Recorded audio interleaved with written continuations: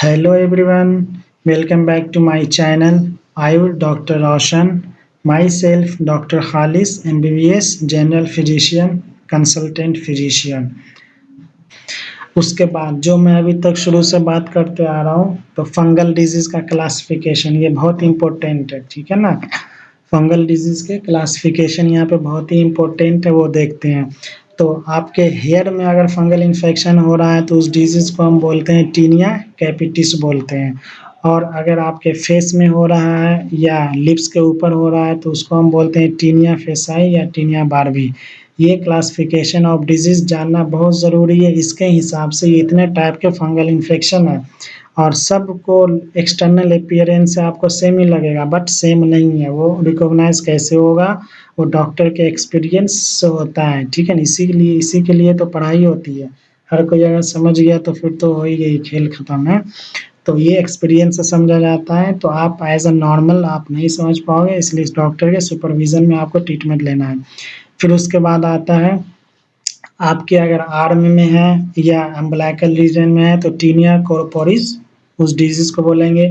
अगर अगर आपके प्यूबिक रीजन में है तो टीनिया क्रूरिस बोलते हैं उसको, ठीक है ना। टीनिया क्रूरिस बोलते हैं। अगर आपके दो फिंगर के नेल दो फिंगर के मिड में है यानी दो फिंगर के जड़ में है, ठीक है, या फिंगर नेल के ऊपर है, आपके नेल के साइड है तो उसको हम क्या बोलेंगे, दो फिंगर के बीच में है अगर, है ना, जड़ में है तो उसको हम बोलते हैं टीनिया मैनम। और अगर नेल्स के आसपास है, ठीक है, उसको बोलते हैं टीनिया अंगियम, ठीक है ना, अंगियम। उसके बाद अगर आपके पैर में है तो टीनिया पेडिस बोलेंगे। फिर उसी तरीके से दो पैर के दो फिंगर के बीच में है तो टीनिया अंगुयम बोलेंगे, ठीक है। तो ये सारा हो गया क्लासिफिकेशन, इसको बहुत अच्छे से आप नोट डाउन कर लें। जो मेडिकोज हो वो अच्छे से समझे और जो नॉन मेडिकोज हो वो भी बहुत अच्छे से समझिए। तो ये सारे टाइप के फंगल इन्फेक्शन होते हैं, कौन से टाइप का कहाँ पे होगा, किस रीजन में कौन सा इन्फेक्शन होगा, उसको हम क्या बोलते हैं, ये आपको मालूम होना चाहिए। उसी हिसाब से आप डॉक्टर को बताओगे, उसी हिसाब से जो डॉक्टर देख रहे हैं पेशेंट को बताओगे, फिर ट्रीटमेंट उसी के अकॉर्डिंग चलेगा, ठीक है ना। अब बात करते हैं टीनिया कैपिटिस। टीनिया कैपिटिस क्या होता है वो ये देखिए आप, ठीक है ना। तो ये बेसिकली स्काल्प में होता है, जो कि हमने ऊपर भी दिखा और मैं यहाँ पे भी दिखा रहा हूँ, ठीक है। तो यहाँ पे देखते हैं क्या ये, invariably as child partial alopecia from which hair can easily and painlessly be plucked, ठीक है ना। हेयर जो होता है धीरे धीरे वो रिमूव होता है, ना आपको दर्द होगा ना कुछ होगा। ब्लैक या ग्रे डॉट्स ऑन स्काल, ठीक है ना, ब्लैक या ग्रे कलर का स्पॉट आपके ऊपर स्काल के ऊपर दिखेगा, ठीक है। उसके बाद देखते हैं टीनिया फेसाई। टीनिया फेसाई की हम बात कर रहे हैं यहाँ पे, देखिए जो फेस पे डिजीज होता है उसको हम टीनिया फेसाई बोलते हैं। फेस से फेसाई को लिया गया है, ठीक है। तो ये भी देखिए, दूर से देखने में आपको लग रहा होगा सेम टाइप का, बट ये सेम टाइप का नहीं है। हर इन्फेक्शन अपने आप में अलग फीचर्स रखता है, वो हर अलग अलग है, ठीक है। उसके बाद आगे देखते हैं टीनिया बारबेई, ठीक है ना, जो कि हमने बोला ये कहाँ पे होता है, देखिए इस टाइप का आपको दिखेगा, इसको हम टीनिया बारबेई बोलते हैं, ठीक है ना। ये देखिए इस तरीके का आपके चिन में दिखेगा, है ना, नेक के साइड में दिखेगा, ये है। उसके बाद देखते हैं टीनिया कॉर्पोरिस। लैटिन वर्ड है कॉर्पोरिस, मीन्स होता है बॉडी, ठीक है ना, टीनिया कॉर्पोरिस। तो ये देखिए बॉडी में इस तरीके का आपके ऊपर दिखेगा, रैशेस रहेंगे इस टाइप से, ठीक है। अब आगे देखते हैं टीनिया क्रूरिस। हमने बोला जो एंगुलर प्यूबिक रीजन में होता है उसको बोलते हैं, इस टाइप का होगा, ठीक है। उसके बाद टीनिया मैनुअम, फिंगर में जो भी होते हैं, फिंगर में या फिंगर के बीच में हो रहा है तो ये टीनिया मैनुअम बोलते हैं। इस तरीके से देख सकते हो आप यहाँ पे। तो ये अपने आप में हर अलग अलग डिजीज है, कोई भी एक डिजीज नहीं है। फिर हम देख रहे हैं यहाँ पे टीनिया पेडिस, एथलीट्स फुट भी इसको बोलते हैं, जो कि दो फिंगर के बीच में इस तरीके का इन्फेक्शन होता है, ठीक है। ये फंगल इन्फेक्शन होता है, इस डिजीज को हम बोलते हैं टीनिया पेडिस बोलते हैं, ठीक है। फिर उसके बाद आता है severe tinea pedis athlete foot. ये बहुत ही सीवियर फॉर्म का है, दो फिंगर के बीच में आप यहाँ देख रहे होंगे पूरा स्किन को ये फंगस ने डिस्ट्रॉय कर दिया है ना, उसको इतना इन्फेक्शन बढ़ गया है, पूरा स्किन जो यहाँ का खराब हो गया है, ठीक है, इस तरीके का इसको बोलते हैं। फिर आगे देखते हैं सीवियर टीनिया पेडिस। इस टाइप का देखिए, इस टाइप का भी हो जाता है, पूरा इसमें पस बढ़ा हुआ है, ठीक है, फंगल इन्फेक्शन देख रहे हैं इस टाइप का, तो ये डिजीज़ बहुत खतरनाक होता है, ठीक है ना। उसके बाद देखिए टीनिया अंगियम जो फिंगर के नेल्स में होता है, ठीक है ना। अब चाहे ये हैंड में हो सकता है या टो में हो सकता है, तो इस टाइप का डिजीज़ होता है। ये हर डिजीज़ अपने आप में अलग फीचर्स रखता है और अलग-अलग है। अब इसको बोलते हैं एक्सटेंसिव टीनिया। ये जो होगा एक जगह से शुरू होगा, वो फैलता चला जाएगा धीरे-धीरे, धीरे-धीरे पूरे बॉडी में। तो इस टाइप के डिजीज़ को बोलते हैं एक्सटेंसिव टीनिया। ये हर डिजीज़ अपने आप में, मैं बार-बार बोल रहा हूँ, अलग-अलग है, कोई एक जैसा नहीं है। सब देखने में एक्सटर्नल अपीयरेंस से सब एक जैसा लग रहा है, बट सबका सिम्पटम्स अलग है, साइन अलग है, सब में मेडिसिन चलेगा। टिपिकल प्रेजेंटेशन है ना, atypical presentation, the real challenge इस टाइप का डिजीज होता है, ठीक है ना। फिर आगे देखते हैं, इस टाइप के डिजीज को देखिए है ना, ये इन्फेक्शन है यहाँ पे, ये देखिए रियल चैलेंज है, जो रियल में ये हुआ है लोगों को, वो ये पिक है, ये ओपीडी से पिक हमने लिया है, ठीक है। ये देखिए जो रियल पेशेंट आए हैं उनका ये पिक है, ठीक है, ये रियल डिजीज है, इस टाइप से दिखता है। फिर अब हम वन बाय वन चलते हैं। ये तो हमने सारे फिगर के फॉर्म में दिखाया, पहले मैंने क्लासिफिकेशन बताया, हर क्लासिफिकेशन का एक-एक हमने पिक दिखाया, उससे आपको अच्छे से अंडरस्टैंडिंग होगी, ठीक है ना। उसके बाद आता है टीनिया इनकॉग्निटो, ठीक है। ये क्या होता है, tinea incognito is a term used to describe a tinea infection, ठीक है ना। टीनिया इनकॉग्निटो टर्म को हम यूज़ करते हैं टीनिया इन्फेक्शन को डिस्क्राइब करने के लिए, ठीक है। मॉडिफाई बाय टॉपिकल स्टेरॉइड, जो टॉपिकल स्टेरॉइड यूज़ करते हैं उसके लिए। It is caused by prolong use of topical steroid, ठीक है ना।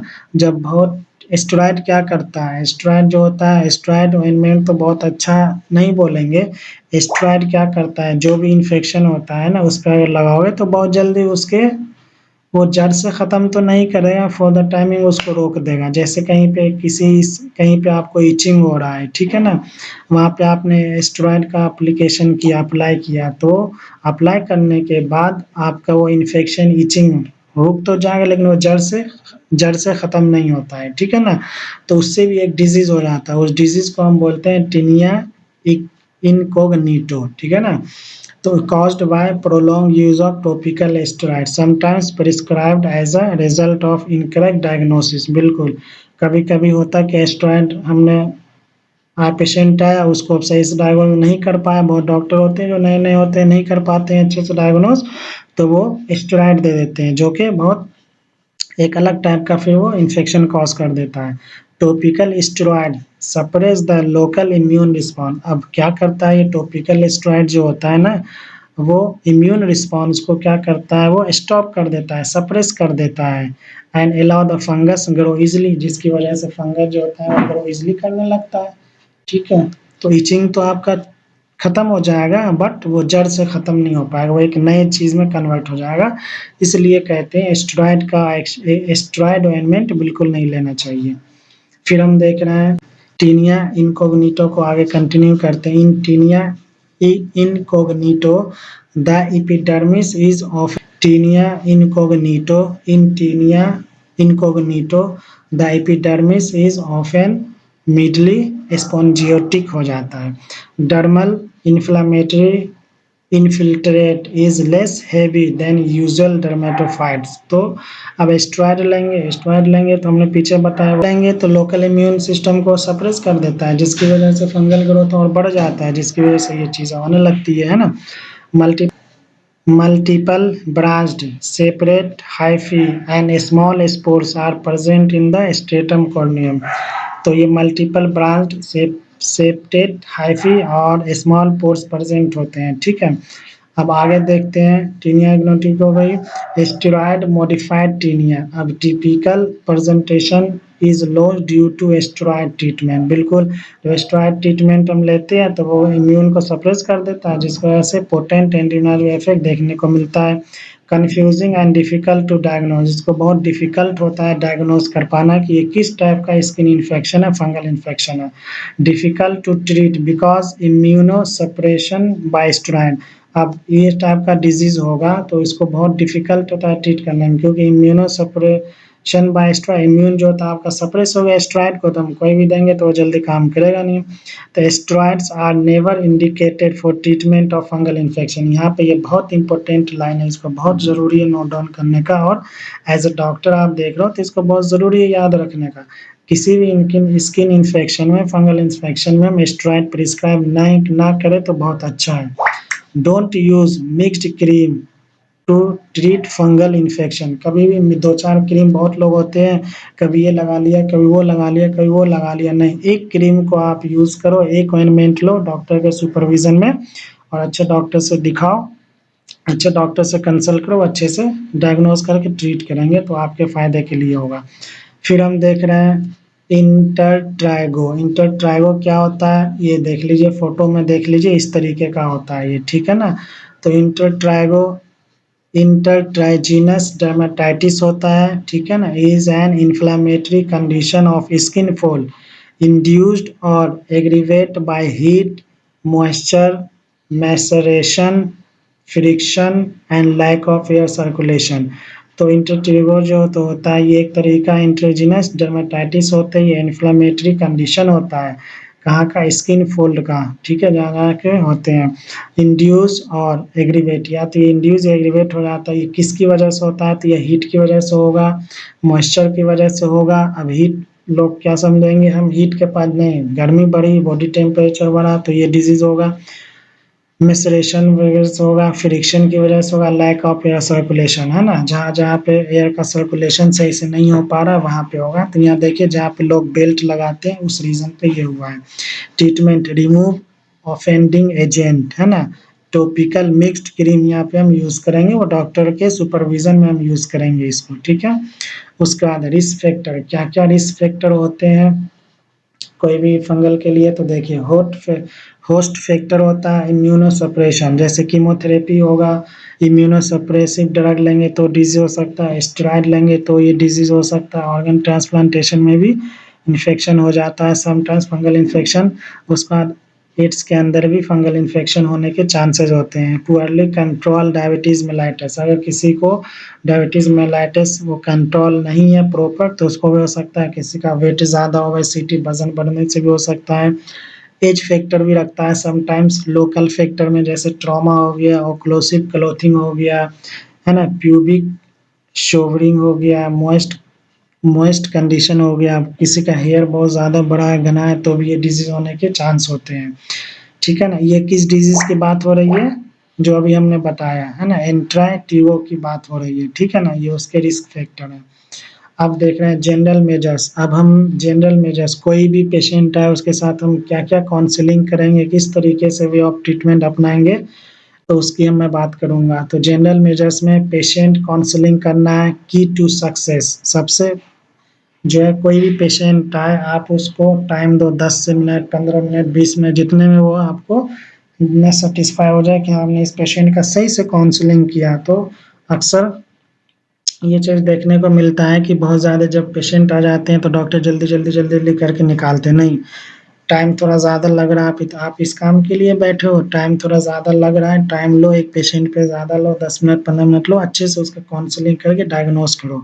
ये क्या है की पॉइंट है सक्सेस का, keeping area dry and avoiding sweat, ठीक है ना। अब जो एरिया है उसको ड्राई रखना है और गीला होने से बचाना है, ठीक है। उसके बाद separate towel for drawing the affected area and healthy skin. अब कोई अगर एरिया आपका अफेक्टेड है तो उसके लिए अलग टॉवल यूज़ करो, और जो अनअफेक्टेड एरिया एरिया है यानी हेल्दी स्किन उसके लिए आप अलग टॉवल यूज़ करो, ठीक है। और हर घर में मोस्टली देखा गया है एक ही टॉवल में 1-2 लोग यूज़ करते नहीं, हर जितने मेंबर हैं उतने टॉवल होने चाहिए, और जिसको इन्फेक्शन है उसके लिए 2-3 टॉवल होना चाहिए। टॉवल भी हमेशा ड्राई होना चाहिए, वेट टॉवल को यूज़ नहीं करना है। Avoiding use of tight and synthetic cloth, अब टाइट क्लॉथ को नहीं वियर करना है, उसको अवॉइड करना है, सिंथेटिक क्लॉथ को अवॉइड करना है। Prophylactic use of antifungal dusting, ठीक है, एंटीफंगल डस्टिंग का हमें प्रॉपर यूज़ करना है। Motivating the patient to have patience and complete the treatment as per the following protocol. अब मैं प्रोटोकॉल ट्रीटमेंट प्रोटोकॉल की बात करूँगा, जो कि इस लेक्चर का, इस वीडियो का मेन पार्ट है ये सारे डिजीज़ का, ठीक है ना? जैसा कि हमने ऊपर बताया, कोई भी स्किन इन्फेक्शन होता है, फंगल इन्फेक्शन होता है, तो उसको हील होने में बहुत वक़्त लगता है, लेकिन पेशेंट के पास ना उतना वक़्त होता है, ना पेशेंट को सब्र होता है। डॉक्टर तो ख़ैर वो तो है ही है, वो तो इसी काम के लिए बैठे हैं, मेन बात आ जाती है पेशेंट पे। अगर फ़ीवर हुआ, मेडिसिन लिया, फ़ौरन सही हो गया, तो स्किन का इन्फेक्शन है, ऐसा बीमारी होता है, ऐसा डिज़ीज़ होता है, जो कि आपको 6-6 महीना लग जाता है, साल-साल भर लग जाता है उसको प्रॉपर हील होने में, प्रॉपर ख़त्म होने में। तो पेशेंट क्या करते हैं, पेशेंट के पास पेशेंस होता नहीं है, सब्र होता नहीं है, तो ट्रीटमेंट लिया, फिर ड्रॉप किया, फिर कुछ दिन बाद बढ़ा, फिर आया, फिर ट्रीटमेंट लिया, थोड़ा-सा कम हुआ, फिर छोड़ दिया, वो प्रॉपर कोर्स पूरा नहीं करते हैं, ठीक है? तो प्रॉपर हमें कोर्स को पूरा करना है, ठीक है ना? तो ट्रीटमेंट प्रोटोकॉल की अब मैं बात कर रहा हूँ। तो डायग्नोसिस हमने किया, जो भी पेशेंट आया उसका हमने डायग्नोस किया, डायग्नोस करके हम कहाँ पहुँचे, टीनिया कॉर्पोरिस पे हमने पहुँचा, ठीक है ना? टीनिया कॉर्पोरिस डिजीज़ हमारा डायग्नोस हुआ, तो उसको हम 2 तरीके से हम उसको डायग्नोस करके ट्रीट करेंगे, एक टॉपिकल, दूसरा ओरल। टॉपिकल में ये बहुत इम्पोर्टेंट चीज़ है, बहुत ध्यान से सुनिए, ठीक है ना? Topical and oral. टॉपिकल में हम क्या-क्या देंगे, तो ड्रग ऑफ चॉइस क्या रहेगा, उसका एक्शन क्या है, कितने ड्यूरेशन के लिए लेंगे, टॉपिकल। ओरल में भी क्या है, ड्रग चॉइस क्या रहेगा, उसका एक्शन क्या है, कितने वीक के लिए लेंगे। अगर हम टॉपिकल दे रहे हैं, टॉपिकल मतलब मैंने बताया ना, सुपरफिशियल लगाने वाला क्रीम ऑइंटमेंट दे रहे हैं, तो हमारा कोई एक देंगे। अब यहाँ पे जैसे लिखा हुआ है सारा वो ड्रग का नेम, तो सब नहीं देना है एक टाइम में, 1 से 2 देना है, ठीक है? जो जिसके एक्शन के हिसाब से, वो डिज़ीज़ के हिसाब से, वो फिज़िकली देखने के बाद वो डिसाइड होता है किसको क्या देना है। तो ड्रग टॉपिकल की हम बात करेंगे, तो ड्रग ऑफ चॉइस क्या है, मिकोनाज़ोल अगर हमने दिया, तो इसका एक्शन क्या है, ये फंगी-स्टैटिक का काम करेगा, फंगस के ग्रोथ को रोक देगा। ड्यूरेशन इसका क्या है, 6 से 4 से 6 वीक इसको लेना है। दूसरा, अगर हम क्लोट्रिमाज़ोल का हम कोई ऑइंटमेंट दे रहे हैं, तो ये भी फंगी-स्टैटिक का काम कर रहा है, और ये जो होता है वो, ये भी हम कब से लेते हैं, 4 से 6 वीक तक लेना है। या केटोकोनाज़ोल हम किसी को प्रिस्क्राइब कर रहे हैं, ये भी फंगी-स्टैटिक का काम करता है, ये भी 4 से 6 वीक के लिए देना है, ये ट्रॉपिकल है। उसका लुलिकोनाज़ोल जो कि लीस्ट यूज़ हो रहा है मार्केट में, तो इसको, ये न्यूली ड्रग है, तो ये फंगी-स्टैटिक का काम करता है, हम 4 से 6 वीक में हम ये देते हैं यूज़ करने के लिए, ठीक है? ये क्या था, टॉपिकल।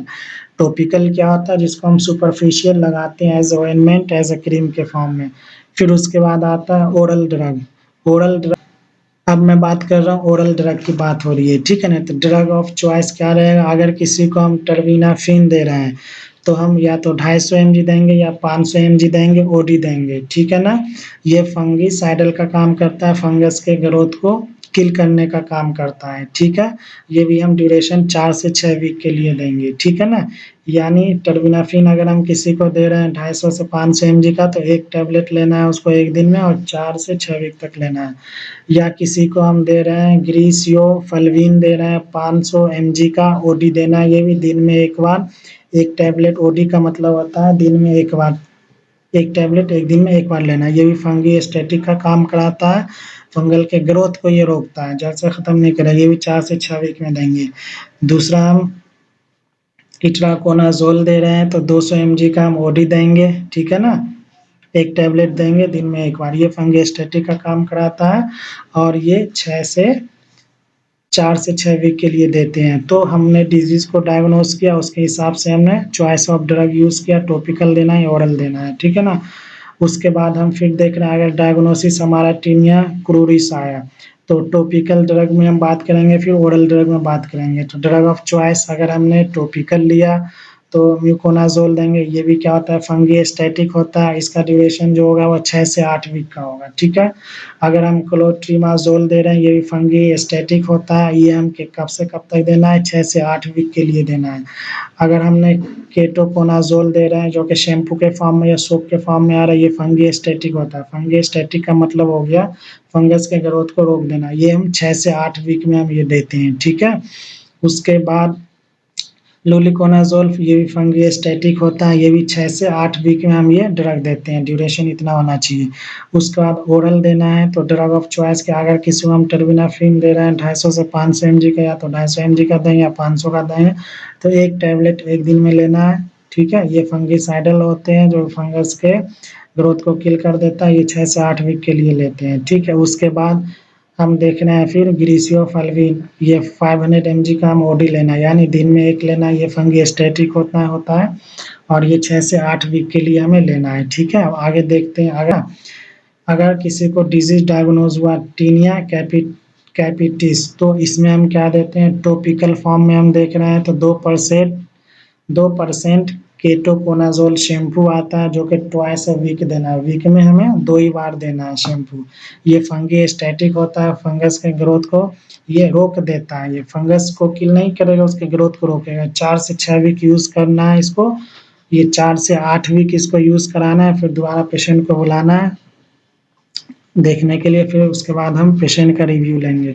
फिर उसके बाद अगर हम ओरल दे रहे हैं, ठीक है, तो ड्रग ऑफ चॉइस क्या होगा, कौन सा ड्रग देंगे, तो ग्रीसियोफल्विन देंगे, जो कि इसका डोज कैसे डिसाइड होगा, 10 mg पर केजी होगा आफ्टर फैटी मील ओडी देना है, ठीक है ना, यानी 10 mg पर केजी वेट के हिसाब से कैलकुलेट करके हम देंगे। ये फंगीस्टेटिक होता है, ये 4 से 8 वीक हम इसको देंगे।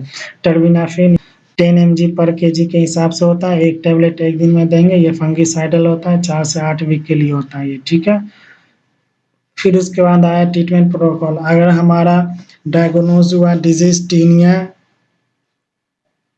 टीनिया अंगियम, ठीक है, ये फिंगर नेल्स में हो सकता है या टो नेल्स में हो सकता है, जैसा कि हमने ऊपर फिगर देख के बताया आपको, पिक्चर में बताया। तो इसमें हम टॉपिकल रीजन में अगर देंगे टॉपिकल ड्रग देंगे, यानी सुपरफिशियल लगाने वाला क्रीम देंगे, तो ये आता है अमोरल फिनेस, है ना, अमोरल फिनेस लैक्यूर, अमोरल फिनेस लैक्यूर के नेम से आता है, ठीक है। फंगीस्टेटिक होता है, ये 6 से 12 वीक के लिए हम इसको देंगे, ठीक है। ये डिजीज किसकी हम बात कर रहे हैं, टीनिया अंगियम। ओरल ड्रग में हम क्या देंगे, टर्बिनाफिन दे रहे हैं तो 250 से 500 mg में कोई एक देंगे, ओडी देंगे दिन में एक बार। ये फंगीसाइडल होते हैं जो कि 6 से 12 वीक के लिए ये होता है। फिर उसका ग्रीसियोफल्विन 500 mg देंगे, ये ओडी देंगे, यानी दिन में एक बार देंगे, जो कि फंगीस्टेटिक होता है, ये 6 to 12 वीक के लिए देना है, ठीक है। उसके बाद हो गया इट्राकोनाजोल, ये 200 mg होते हैं, ओडी ओडी मीन्स दिन में एक बार देना है, ठीक है ना।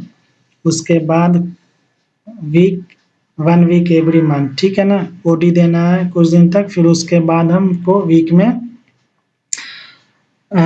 एक कर देना है। ये फंगीस्टेटिक होता है, ये कैसा होता है, ड्यूरेशन 2 to 3 वीक लेना है यहाँ पे, ठीक है ना। हाँ, उसके बाद क्या है, टीनिया पेडिस, जो कि एथलीट फुट हमने ऊपर पिक्चर में दिखाया है, इसमें हम टर्बिनाफिन अगर टॉपिकल दे रहे हैं तो टर्बिनाफिन दे रहे हैं, तो फंगीसाइडल होता है, ये 2 वीक के लिए देना, या टोलनाफ्टेट दे रहे हैं, ये फंगीस्टेटिक होता है, ये भी 2 वीक के लिए देना है, या मिकोनाजोल, ये भी फंगीस्टेटिक होता है, ये हम 2 वीक के लिए ये भी देंगे। अगर टीनिया पेडिस में हम ओरल दे रहे हैं तो टर्बिनाफिन देंगे 250 से 500 mg का, ओडी देंगे दिन में एक बार, ये फंगीसाइडल होता है, फंगस के ग्रोथ को ये किल कर देता है, ये हमें 2 वीक के लिए देना है। ये पल्स नहीं होगा, यहाँ मिस्टेक हो गया, यहाँ 2 to 3 वीक होगा, इसको आप करेक्ट कर लेंगे।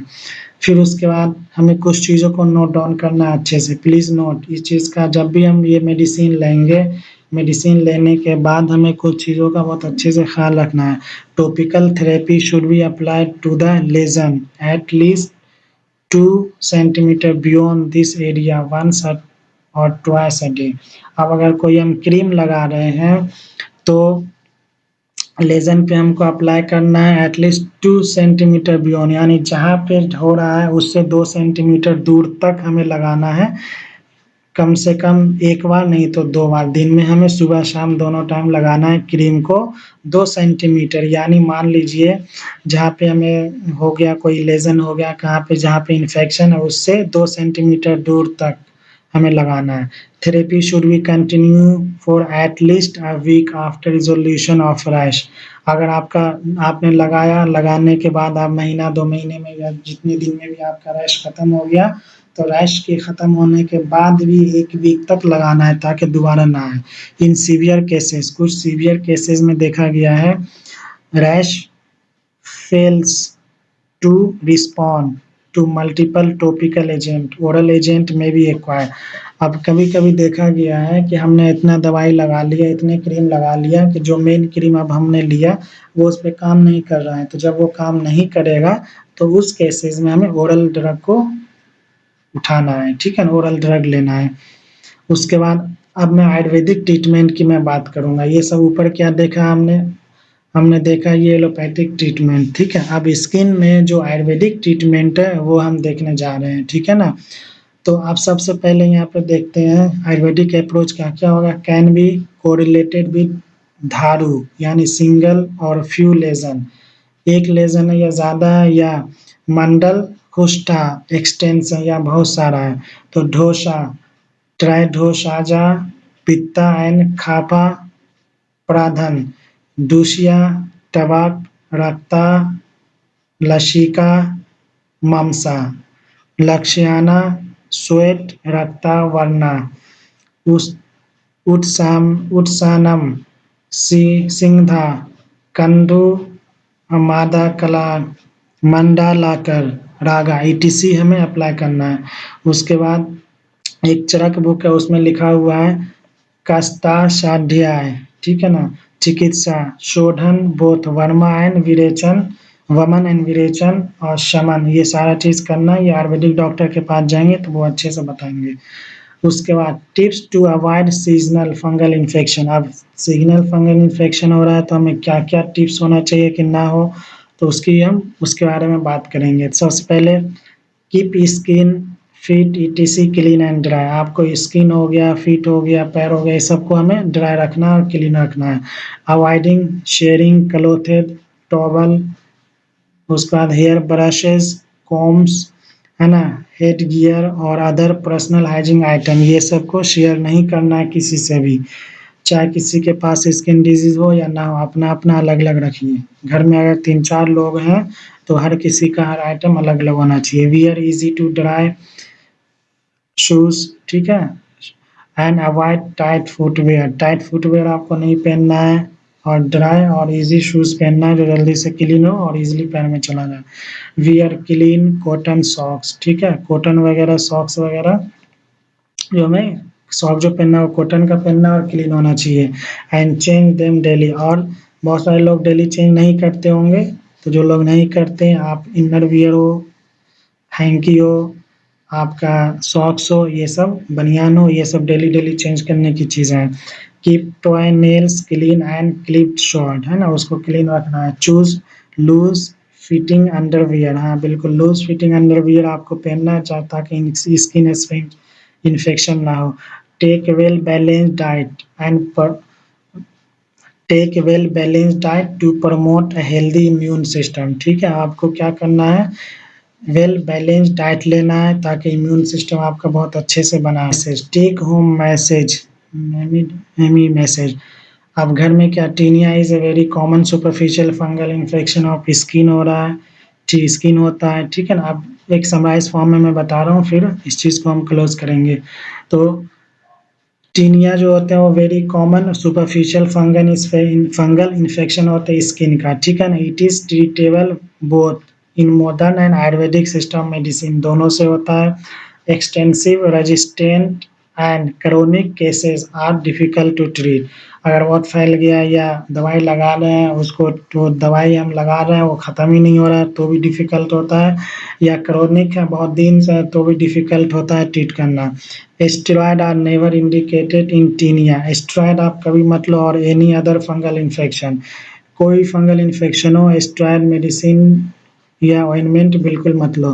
Rather they make the case more complex, क्यों मना करते हैं? क्योंकि आपके पास जो भी इन्फेक्शन है वो बहुत डिफ़िकल्ट हो जाता है ट्रीट करने में, इसलिए वो जल्दी आपका हील नहीं होगा। Patient counselling and general measures are the key to success tinea management, जैसा कि हमने ऊपर बताया था अभी, तो पेशेंट का काउंसलिंग अच्छे से करना है, जो की मेजर्स ऊपर बताए उसको अच्छे से मैनेजमेंट में ध्यान देना है, ठीक है। तो इन चीज़ों को बहुत अच्छे से ध्यान रखना है। ये सारा आज का वीडियो था फंगल इन्फेक्शन के बारे में। अगर किसी को समझ में नहीं आता है या किसी को इस टाइप से कोई डिजीज़ है तो आप अपने नियर बाय डॉक्टर से कंसल्ट कीजिए या हमसे कंसल्ट कीजिए। आप मेल कर सकते हो और मेरा नंबर है 7678353409। इस पे आप हमें व्हाट्सएप करिए, हम आपको टाइम देंगे, उस टाइम पे आपको कंसल्टेंसी फी पे करना है, फिर आपका हम कंसल्ट करेंगे, ठीक है। तो वीडियो को आप जो भी न्यू व्यूअर्स देख रहे हैं, एक तो आप पूरा वीडियो देखिए, पूरा वीडियो देखने के बाद एक कंक्लूजन पे आप पहुंचेंगे और हमारे चैनल को एटलीस्ट एक बार विजिट कीजिए, ताकि आपको बहुत वहाँ पे काम की चीज़ें मिलेगी डेली लाइफ से। और जो मेडिकोज हो उनके लिए तो है ही है, जो नॉन मेडिकोज हो नॉर्मल पीपल उनके लिए बहुत काम की चीज़ें हमने अपलोड कर रखी है। और चैनल को प्लीज़ प्लीज़ सब्सक्राइब कीजिए ताकि हमें मोटिवेशन मिले ज़्यादा से ज़्यादा वीडियो रिकॉर्ड करने में, ठीक है। आज के लिए इतना। Okay, thank you so much.